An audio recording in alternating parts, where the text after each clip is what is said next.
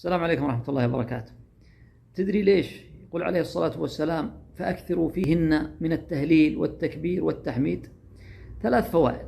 الأولى استمرار العمل الصالح في هذه الأيام، ما ينقطع العمل الصالح. الذكر من أسهل الأعمال، تستطيع أن تفعله في كل وقت. الصلاة لها وقت محدد، مثلا قراءة القرآن لا تستطيع أن تجعل الوقت كله. الصدقات، لكن الذكر تستطيع أن تجعل الوقت كله ذكر لله، فيستمر العمل الصالح كامل الأوقات هذه الأيام العظيم، وهو أفضل من الجهاد في سبيل الله إلا من خرج بماله ونفسه فلم يرجع منهما بشيء. الفائدة الثانية من أجل أن تبشر بإيش؟ بالجنة. في حديث الذي صححه الألباني رحمة الله عليه قال: ما أهل مهل قط ولا كبر مكبر قط، يعني قال الله أكبر لا إله إلا الله، قال: إلا بشر. قيل بالجنة؟ قال: نعم. الفائدة الثالثة: حتى لا تكن من المحرومين في هذه الأيام. ما هو في المحروم، لا، بتترقى وتصبح من الغافلين.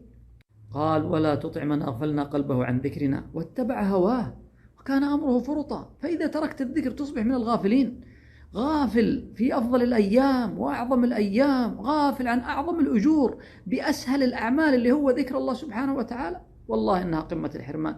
فأكثر من التهليل والتكبير والتحميد.